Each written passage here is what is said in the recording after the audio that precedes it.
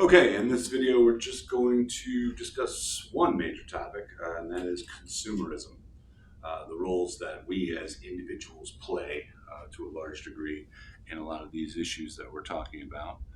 And when we discuss consumerism, basically, we discuss, as I said, in a capitalist economy, um, capitalism wants to continuously grow and expand. That's what capitalism wants. It wants more and more and more of a larger market and for more people to consume more things. Without growth, capitalism is threatened, right? And so you'll often hear, when we talk about the economy, we talk about consistent capital growth. We talk about recessions being dangerous for growth. So, we talk about this concept of, what do corporations want from us as individuals?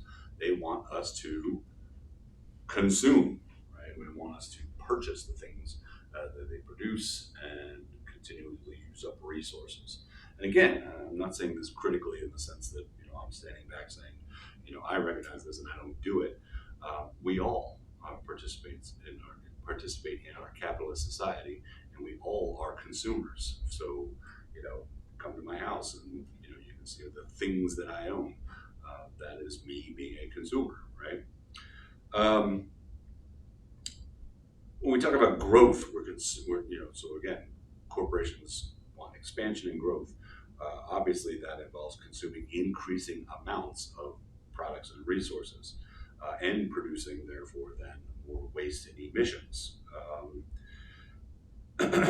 In the US, we have largely tied our quality of life to the idea of consumerism, right? Um, we are only 5% of the world's population. However, we consume 22% of the fossil fuels in the world. We produce 25% of the CO2 emissions and approximately 33%, one third of all the paper and plastic use in the society in the world. So, we as a society, being a relatively very small percentage of the population, is engaging in a widely disproportionate use of consuming resources and producing waste. And again, we're constantly inundated every single day with messages from corporations about how important it is for us to consume things, right? Whether or not it's commercials about the latest products or the diversity of things that are available to us. We're being told all the time that we must consume, and to a large degree, that our level of happiness is tied to that consumption. Um, we definitely know that the automobile is a perfect example of this. Um, that the U.S. ranks number one in the world in car ownership, as I said, despite the fact that we're only 5% of the world's population. Again, it's not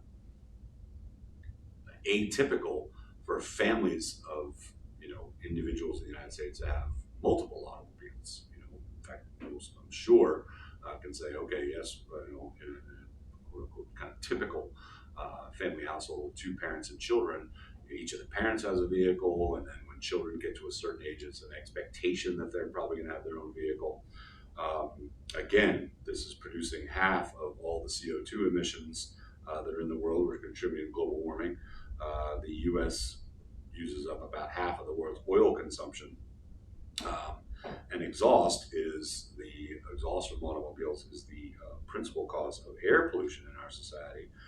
If we look at the way our cities are arranged and the ways that we live, there's the difference between pre-automobile cities, such as largely in the Northeast and East Coast, which are extremely crowded and not built for the type of automobile use that we have. So if you've ever been to New York and, for instance, tried to park, you'll know that that city was not built for the number of automobiles that exist in society today, yet we pack them in there.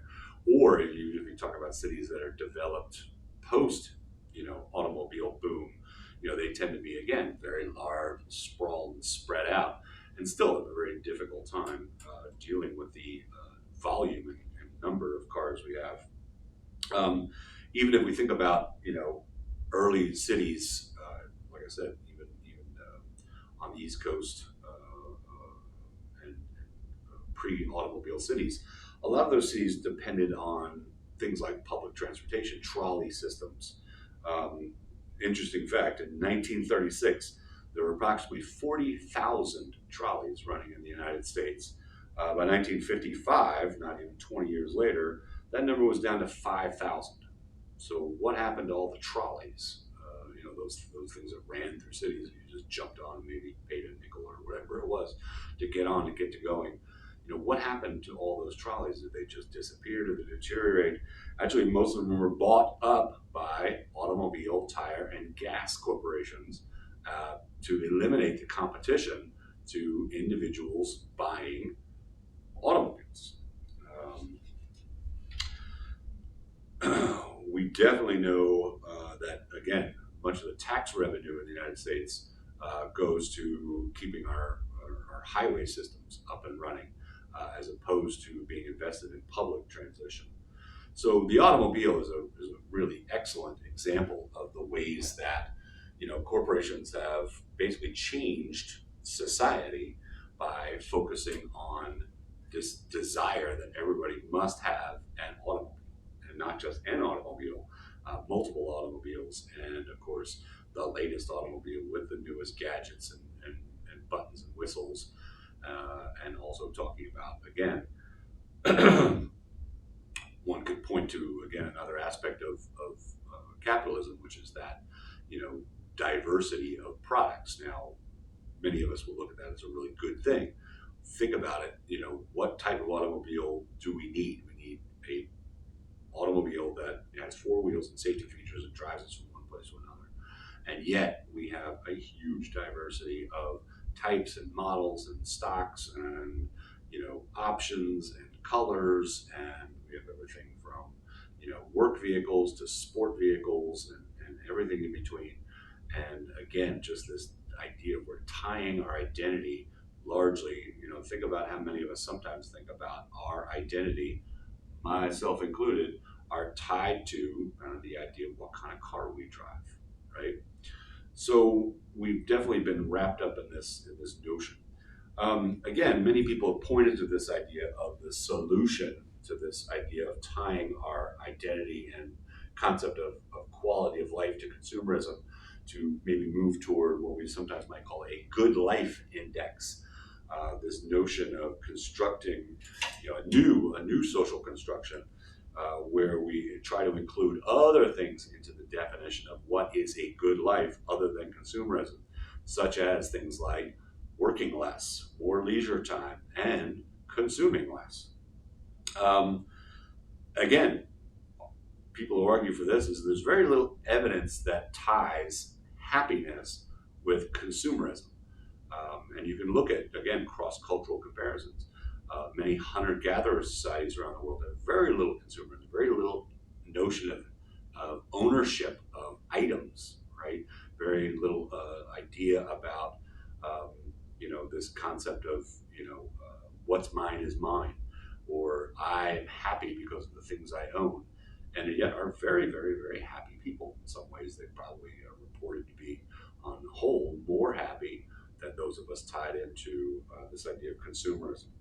So there's certainly, we can look around and see that there are some, movements in our society which identify some of these concepts, movements of, kind of a simpler life, this notion of, tiny houses. We definitely see downshifters, people who are trying to, on an individual basis, tie more of their definitions of what it is to be, a happy or productive person to, things other than consumerism. We'll just have to see kind of where that trend continues as we go along. Okay, thanks.